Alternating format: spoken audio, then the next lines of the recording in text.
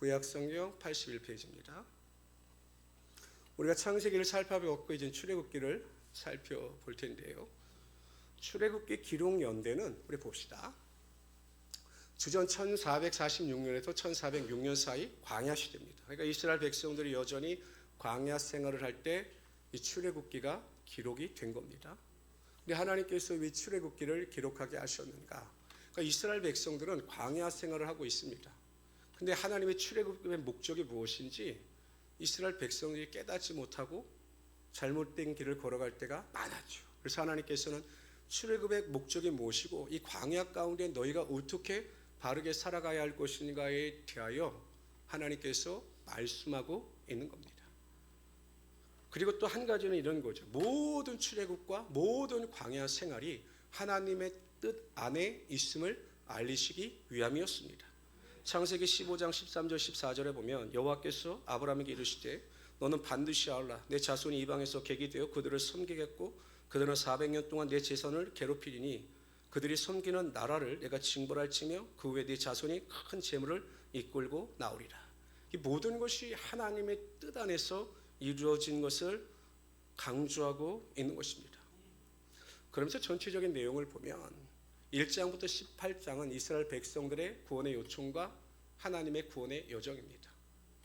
그러니까 요셉을 알지 못하던 왕이 집권하게 되고 이스라엘 백성들을 괴롭게 하니까 이스라엘 백성들이 비로소 깨닫고 하나님께 구원의 요청을 하고 하나님께서 이스라엘 백성들을 모세를 통하여 구원하여 주시는 내용이 1장서부터 18장까지의 내용입니다.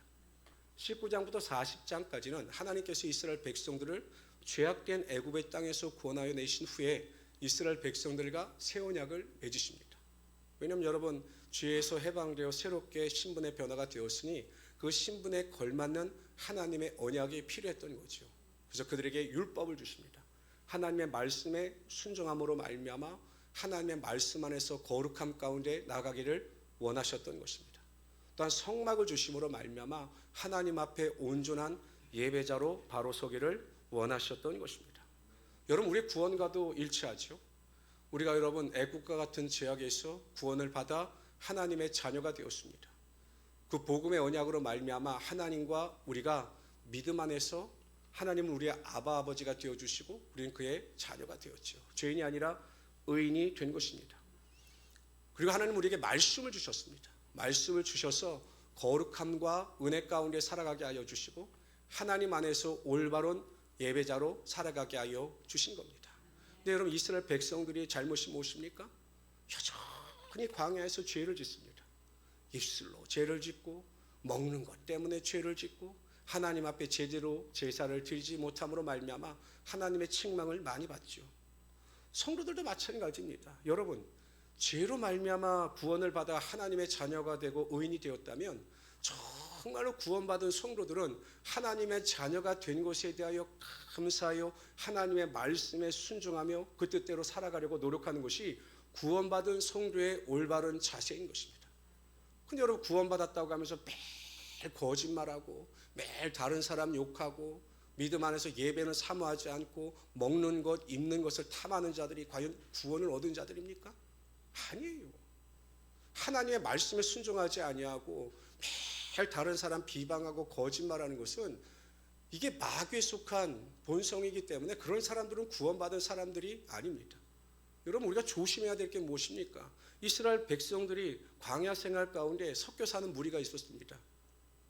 유대인들 구원받은 이스라엘 백성들이 아니라 이스라엘 백성들이 출애굽할 때 쫓아나온 잡족이에요. 근데 그들이 만나를 먹으면서 계속 만나 때문에 기력이 쇠한다고 원망하고 불평합니다. 그럼 여러분 이스라엘 백성들이 그 잡족들에게 섞여 사는 무리들에게 뭐라고 말해야 합니까? 무슨 소리냐? 하나님께서 주신 것이 가장 최고의 선물이고 최고의 만나인데 너희들은 여기서 왜 원망하고 불평하느냐? 이렇게 말을 해야 되는데 거기에 동조해서 우리도 마찬가지다 하다 어떻게 됩니까? 전부 멸망을 당하고 마는 것입니다. 그러니까 어찌 보면 이 출애굽기를 기록한 목적 가운데 하나가 그 당시에 광야 생활 가운데 걸어가는 백성들을 위한 것이기도 했지만 이 출애굽기를 바라보는 이스라엘 백성들 자손들을 위한 것이기도 했던 겁니다.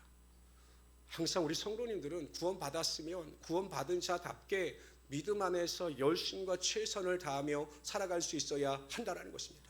죄를 멀리하고 어찌하든지 하나님의 말씀 안에 순종하며 기쁨과 소망을 가지고 살아가는 것이 하나님의 뜻이고 하나님께서 기뻐하시는 일이심을 꼭 기억하시고 그 믿음 안에서 넉넉히 이기며 살아갈 수 있는 우리 성도들이 되시기를 주님의 이름으로 축원합니다.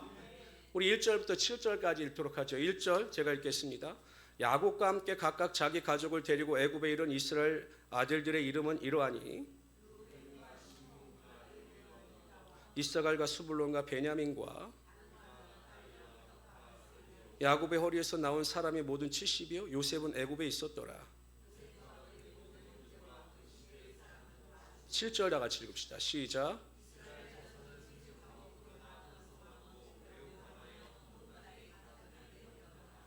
(7절이) 핵심입니다. 이스라엘 자손은 생육하고 불어나 번성하고 매우 강하여 온 땅에 가득하게 되었더라. 가나안 땅에서 이주한 야곱의 자손들은 70명입니다. 뭐 남자만 70명이니까 아내들과 합쳐서는 더 인원이 많았겠죠. 그런데 그 인원이 출애굽할 당시에는 민수기에 보면 60만 3,500명 정도가 됩니다. 그러면 여성들과 아이들까지 포함하여 한 200만 명 정도가 될 정도로 기하급수적으로 애굽 땅에서 인구가 늘어나게 된 겁니다. 지금 여러분 안양 인구가 56만이에요. 56만. 그러면 안양 인구의 4배. 수원이 특례시인데 수원이 110만 정도 된다고 하니까 여러분 200만이라고 하는 인구는 어마어마한 숫자입니다. 근데 어떻게 그렇게 이스라엘 백성들이 70명에서 200만까지 늘어날 수 있었는가? 이것이 인간적인 계산법으로는 답이 안 나옵니다. 누가 하셨을까? 하나님께서 하신 겁니다. 하나님께서 아브라함에게 약속하셨고 하나님은 그 약속대로 그러한 축복이 나타나게 하여 주신 거죠. 창세기 22장 17절에 보면 내가 네게 큰 복을 주고 네 씨가 크게 번성하여 하늘의 별과 같고 바닷가의 모래와 같게 하리니 네 씨가 그 대적의 성문을 차지하리라. 하늘의 별과 같이 많아질 것이고 바닷가의 모래와 같이 많아질 것이다. 여러분 아브라함이 이러한 하나님의 약속의 말씀을 들었을 때는 솔직히 믿어지진 않았을 거예요. 그렇지 않아요? 아니 지금은 뭐 독자도 없고 자녀도 없는데 하나님은 하늘의 별과 같이 많아질 것이고 바다의 모래와 같이 많아질 것이다라고 약속하셨습니다. 근데 여러분 보세요. 하나님께서 약속하시니까 하나님께서 그 약속대로 반드시 이루시는 하나님이 되신다라는 것입니다. 하나님은 약속하신 것을 반드시 이루시는 하나님이 되시는 것입니다. 모세의 수종자였던 여호수아는 자신이 이스라엘 백성의 리더가 된다는 것을 꿈도 꾸지 못했습니다. 왜냐하면 옆에서 여러분 모세를 보니까 얼마나 훌륭합니까? 리더십도 있고 능력도 있고 뭐 모세는 자신이 말이 어눌하다고 하지만 애굽의 궁중에서 여러분 40년 동안 교육을 받은 사람이 말이 어눌할 리가 없어요. 굉장히 똑똑합니다.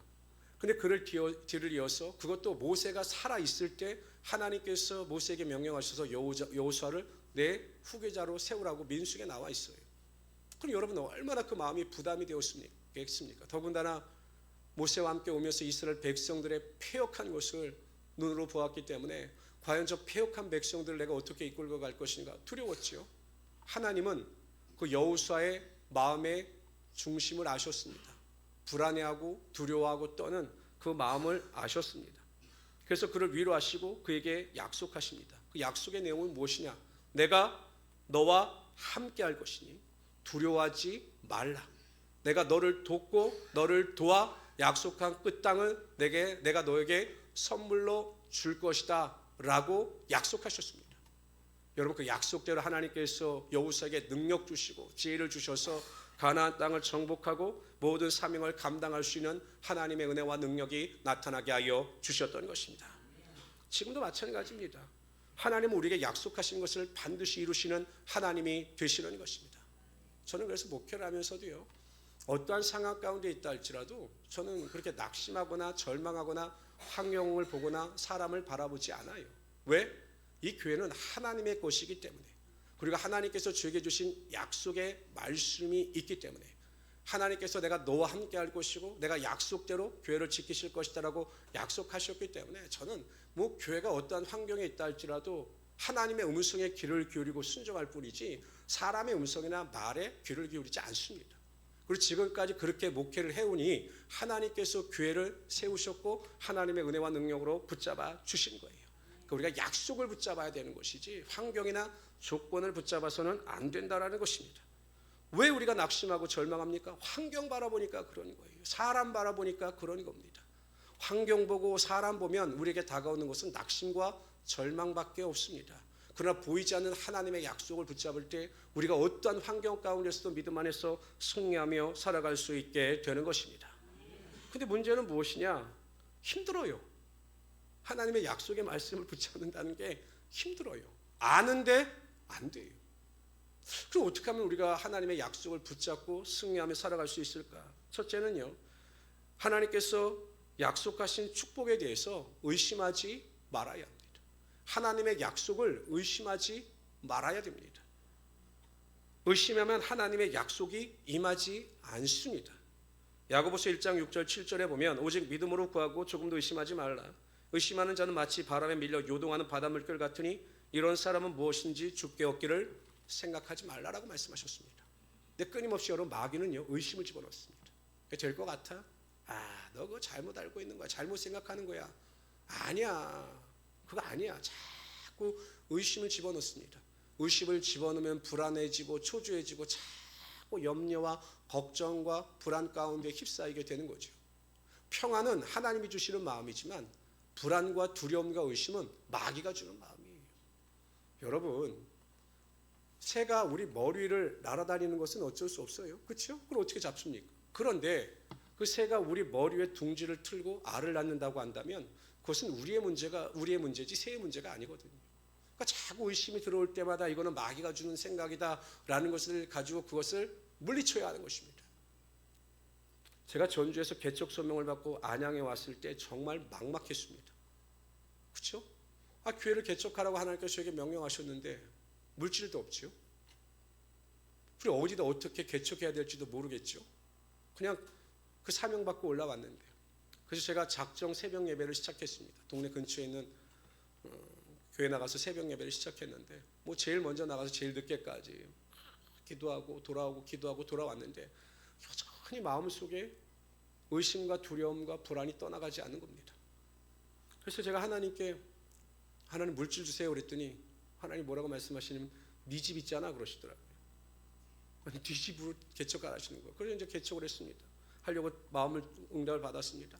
그래서 계속 마음이 두려운 겁니다. 관양동에 개척하라고 하는 말씀을 주시고 60평 이상의 상가를 얻으라고 하는 마음과 음성을 들려주셨는데 과연 그곳이 어디인지 어떻게 구해야 되는지를 전혀 모르는 거죠. 만약에 정말 선배라도 있어서 알려주고 또 선배라도 있어서 정보를 제공해 주었으면 좋았을 텐데 그런 선배 목사님들도 한 번도 없었기 때문에 그냥 제가 혼자서 그냥 우리 집사람하고 그렇게 얻을 수밖에 없었습니다. 그래서 제가 우리 집사람한테 이야기했어요. 땅 밟기를 하자. 우리 관양동에 가서 땅 밟기를 하자. 그래서 막 땅 밟기를 하면서 하나님 알려주십시오. 하나님 보여주십시오 하면서 계속 여기면 좋겠다 저기면 좋겠다 라고 하다가 하나님께서 그 처음 개척한 곳을 저에게 보여주셨고 또 마음의 확신을 가지고 그곳에 개척해 하여 주셨어요. 근데 제가 그때 마음속에 의심이 들어올 때마다 의심을 물리친 방법이 있습니다. 방법은 무엇이냐?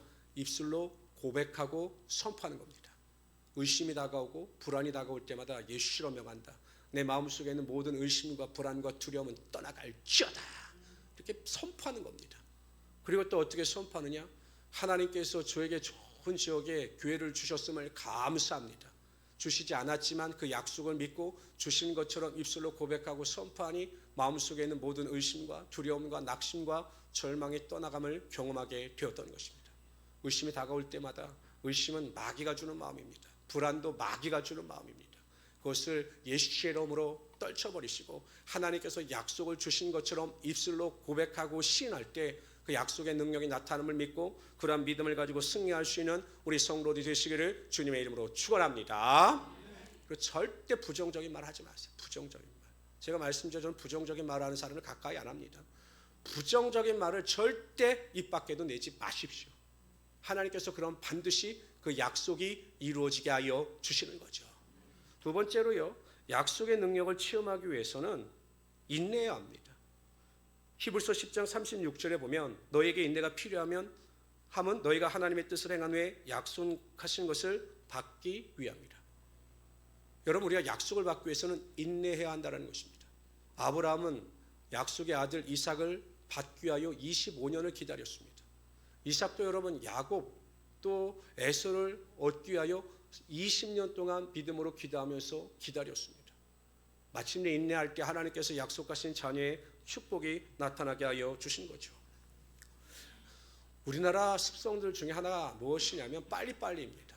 물론 이 빨리빨리가 긍정적인 면도 있고 부정적인 면도 있다고 합니다. 워낙 성격이 빨리 하다 보니까 기술 습득도 빠르고 어떠한 일을 이루어내는 성과력도 빠르다고 합니다. 근데 또 부정적인 면도 많죠.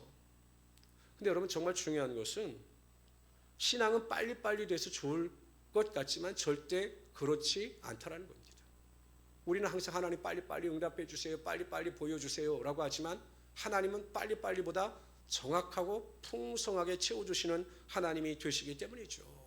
그러니까 우리 때가 좋은 때가 아니에요.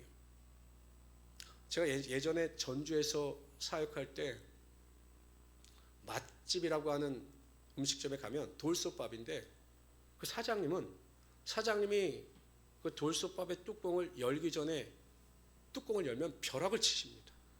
왜 뚜껑을 열었냐고 아주 벼락을 쳐요. 왜 그러냐면 조금 뜸을 들이면 훨씬 더 맛이 있는데 왜 그것을 미리 여느냐라는 거예요. 그러니까 사람들은 욕을 먹어도 기분 나빠하지 않아요. 왜냐하면 조금만 기다리면 더 맛있는 밥을 먹을 수 있다라는 것을 알기 때문에 그 사장님이 뭐라 그래도 화를 내지 않고 기다립니다. 여러분, 세상도 이래요. 하나님은 우리에게 가장 좋은 것을 주시기 위하여 때를 기다리시는 하나님이 되시는 겁니다. 근데 그 때를 기다리지 못하고 원망하고 불평하고 낙심하고 절망하며 나가는 자들이 너무나 많다라는 거죠. 여러분, 교회 일도 마찬가지입니다. 교회 일도 마찬가지예요. 다 때가 있어요. 여러분, 목사가 기도하고 믿음으로 준비하면서 하나님의 음성을 듣고 하나님의 때를 기다리는 겁니다. 근데 어떤 성도는 그 때를 기다리지 못하고 매일 원망하고 불평합니다. 하나님 기뻐하시겠습니까? 목회자가 기도하면서 기다리십시오. 하나님의 때가 아닙니다. 기다리십시오. 그런데도 매일 뭘 해야 된다. 이거는 여러분, 하나님이 주시는 마음이 아니에요. 항상 우리는 하나님의 음성에 귀를 기울여야 되는 거죠. 여러분, 목회자가 하나님의 음성에 귀를 기울이지 세상의 음성에 귀를 기울이겠습니까? 참, 성도들은요, 아이들과 마찬가지인 게 무엇이냐면 그냥 자기가 보이는 것만이 최고라고 생각을 해요. 아이들도 마찬가지잖아요. 내 주변에서 일어나는 일이 전부라고 생각을 합니다. 여러분도 마찬가지잖아요. 우리 권사님들 내가 경험하는 것이 전부라고 생각하시잖아요. 교회 안에서 경험하는 것이 내가 생각하고 내가 경험하는 것이 전부라고 생각하시잖아요. 저는 성도들 100명을 봅니다. 그 한 분의 말이나 행동이나 태도가 교회 전체에 어떠한 영향을 미치고 어떠한 일이 일어난지를 저는 전체를 보는 거예요. 그리고 가장 좋은 때와 가장 좋은 방법을 제가 더 잘 알겠지 여러분들이 더 잘 아시겠습니까? 그렇게 말씀을 드려도 순종하지 않는 분들이 있어요. 우리가 하나님의 때를 구별하지 못하고 순종하지 못하는 것처럼 마찬가지죠. 여러분, 목회자가 정말 극악의 잘못을 저지르지 않는 이상, 예를 들어서 교회 공금을 횡령하거나 또한 어떤 잘못된 이성관계로 인하여 문제를 일으키거나 주의 일에 전혀 힘쓰지 않고 세상 일의 즐거움을 가지고 살아가지 않는다면 이 세상의 모든 목회자들은 하나님의 영광을 위하여 몸부림치는 목회자들이 저는 90% 이상이라고 봅니다. 그렇다면 여러분, 그 때를 기다리고 순종하고 믿음 안에서 살아가는 것이 성도의 바른 자세고 그럴 때 하나님께서 교회를 통해서 영광을 이루어 주시는 거예요. 근데 내가 보는 게 전부다, 내가 아는 것이 최고다, 이것은 여러분 하나님의 때를 기다리지 못하고 내 때가 최고다, 내 방법이 최고다라고 말하는 것과 똑같다라는 것입니다. 저는 우리 모든 성도님들이 항상 하나님의 때를 기다리면서 인내할 수 있는 자들이 되시기를 바랍니다. 그러면 하나님께서 채워주셔요.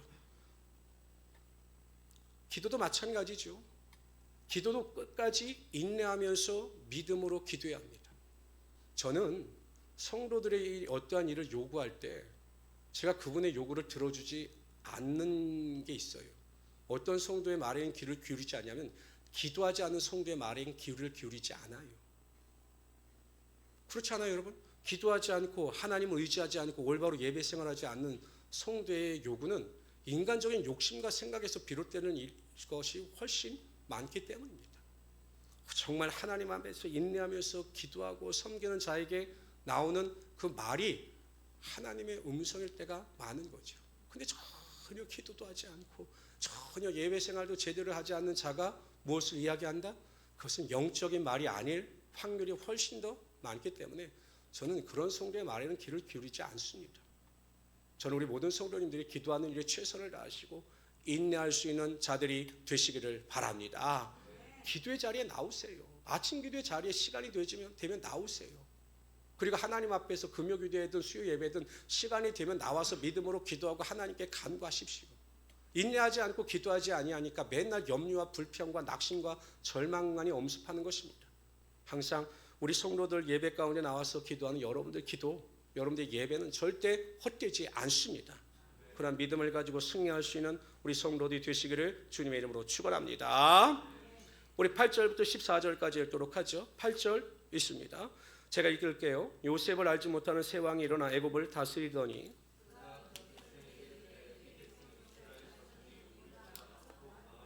자, 우리가 그들에게 대하여 지혜롭게 하자. 두렵건대 그들이 더 많게 되면 전쟁이 일어날 때 우리 대적과 합하여 우리와 싸우고 이 땅에서 나갈까 하노라 하고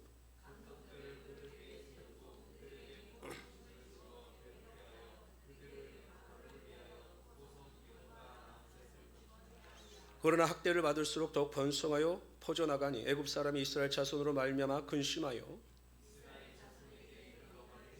14절 다 같이 읽읍시다. 시작. 어려운 노동으로 그들의 생활을 괴롭게 하니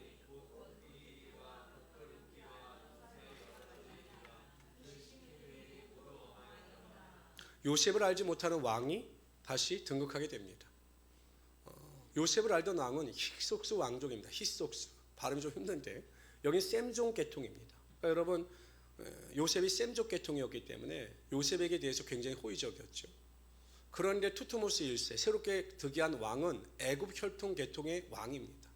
그러니까 히속스 계통에서 우대받던 요셉의 가족들 이스라엘 백성들 자손에 대해서 좋은 감정을 가질 리가 없습니다. 그래서 그들을 핍박하는 이게 첫 번째 이유고 두 번째는 기하급수적으로 인구가 늘어나는 겁니다. 그러니까 바로의 왕, 애굽의 왕들이 보기에도 도저히 이해가 되지 않는 거죠. 아니 어떻게 저렇게 인구가 기하급수적으로 늘어날 수 있는가? 만일 저들이 반역하여 적군들의 편에 서게 되면 우리 안위가 위험할 수도 있다라고 생각하여 그들을 핍박하고 억압하기 시작합니다. 참 아이러니합니다. 하나님으로부터 받은 번성함의 축복이 오히려 고난을 당하는 이유가 된 겁니다. 하나님께 축복하셔서 번성이 됐는데 그것이 오히려 고난의 원인이 되었던 겁니다. 근데 그 이유는 어디에 있을까? 이유는 한 가지입니다. 이스라엘 백성들이 때를 분별하여 스스로 결단하여 하나님의 약속을 믿고 믿음으로 행해야 되는데 그것이 더딘 거죠. 분명히 하나님께서는 아브라함에게 뭐라고 말씀하셨냐면 이방 땅에서 너희가 객이 되어 400년 동안 그 민족을 다스릴 것이다 라고 말씀하셨습니다. 그런데 이스라엘 백성들은 400년이 가까이 왔는데도 하나님께 대하여 자신들의 구원을 위하여 출애굽을 위하여 기도하지 않았기 때문이죠. 왜냐하면 여기가 너무 좋으니까. 이런 애굽 땅에서 또 고센 지역에서 먹을 것 입을 것 모든 것이 풍족하니까 자신들이 그 당하는 고난 앞에서도 심각하게 생각을 하지 못하고 하나님 앞에 믿음으로 구하지 않았던 겁니다. 이런 예가 성경에는 많이 나타납니다. 예수님께서 승천하시기 전에 제자들에게 뭐라고 말씀하시냐면 성령이 너희가 임하시면 너희가 권능을 받고 예루살렘과 온 유대와 사마리아와 땅끝까지 이르러 내 증인이 되라 이렇게 말씀하셨어요. 근데 여러분 오순절날 마가의 다락방에 성령의 능력이 임합니다. 그리고 예루살렘에 놀라운 일이 벌어집니다. 베드로가 설교할 때 3,000명이 회개하여 돌이키죠. 여러분 그 당시에 예루살렘 인구가 뭐 얼마나 됐겠습니까? 근데 3,000명이 회개하고 돌이킵니다.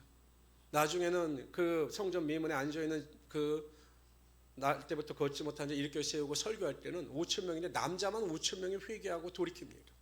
그 놀라운 표적과 기사화가 예루살렘 지역에 나타나니까 제자들은 여기가 좋사오니 라고 생각하여 사마리아 땅끝까지 이럴 생각을 하지 못한 거예요. 예수님은 분명히 사마리아와 땅끝까지 가라라고 명령하셨는데 지금 예루살렘에서 부흥의 능력이 나타나고 너무 좋으니까 그 사명을 잃어버린 것입니다. 하나님께서 어떻게 하십니까? 스데반의 순교가 일어나게 하셔요. 스데반이 순교를 당하게 되고 그 일로 인하여 교회가 핍박을 당하자 그때야 비로소 깨닫고 사마리아와 땅끝까지 흩어지게 되더라는 것입니다. 대부분의 성도들은 고난을 당하고 환난을 당할 때 믿음에서 멀어지는 경우는 없어요. 제가 이렇게 목회를 해보면 오히려 고난을 당하고 환난을 당하면 더욱 믿음으로 기도함으로 말미암아 하나님 앞으로 가까이 갑니다. 근데 어떨 때 성도들이 타락하고 죄악의 길을 걸어가느냐? 평안하고 번성할 때 하나님의 축복을 깨닫지 못하고 믿음에서 멀어지는 경우가 정말로 많다라는 것입니다. 고린도전서 10장 12절에 보면 그런즉 선줄로 생각하는 자는 넘어질까 조심하라 라고 말씀하고 있습니다. 선줄로 생각하는 자, 내가 번영되고 아무 문제가 없다라고 생각하는 자들은 오히려 넘어질까 조심하라는 것입니다. 저는 우리 모든 성도님들이 지혜로운 자들이 되기를 원합니다. 하나님의 축복을 받고 삶의 평안이 다가올 때 오히려 그것이 하나님의 은혜인 것을 깨닫고 하나님으로부터 멀어지는 어리석은 자들이 아니라 그 은혜와 축복이 하나님께로부터 비롯된 것을 깨닫고 감사함으로 하나님께 더 가까이 나가는 자들이 되기를 바랍니다. 우리는 하나님께서 우리에게 베풀어 주신 감사를 망각할 때가 너무나 많아요. 받을 때는 정말로 그때 하나님께서 저에게 이렇게 주셨습니다. 목사님 그때 목사님이 기도해 주셔서 제가 이렇게 응답을 받았습니다. 그렇게 감사하고 막 하던 분들이 어느 날 보면 감사를 잃어버리고 원망하고 불평하고 낙심하여 믿음에서 점점 멀어지는 것을 보게 됩니다. 또 그러다 고난을 만나면 돌이킬 때가 많이 있죠. 그게 참 어리석은 인생 아닙니까? 여러분 달리는 말에 채찍을 가라고 이야기를 했어요. 여러분 달리지 않는 말은 채찍을 가해도 안 달려요. 근데 정말 경마장의 경마는요, 막 마지막 피니시 라인을 달릴 때 기수가 막 채찍질을 하면 막 속도를 더 냅니다. 마찬가지입니다. 우리가 축복을 받고 은혜를 받고 능력을 받을 때 가정에 복이 임하고 은혜가 임할 때 더 믿음 생활 열심히 하고 감사하여 하나님께 더 가까이 나아갈 수 있어야 하는 것입니다. 여러분 교회도 마찬가지예요. 지금 우리 교회가 얼마나 축복을 받고 교회가 얼마나 은혜 가운데 나아갑니까? 제가 분명히 이야기했죠. 분명히 마귀 틈탄다 조심하라고. 항상 여러분 잘되고 부흥되는 일에는 우리가 믿음으로 성장하고 하나님의 일에 동참해야 되는 겁니다.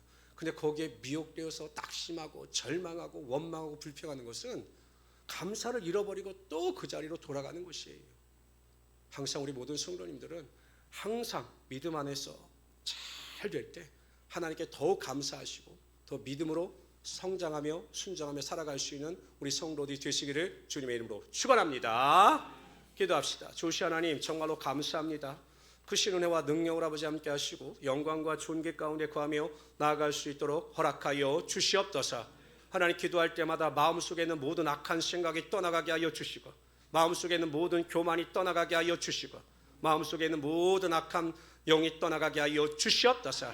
감사하며 예수님의 이름으로 기도드리옵나이다. 우리 찬양하시고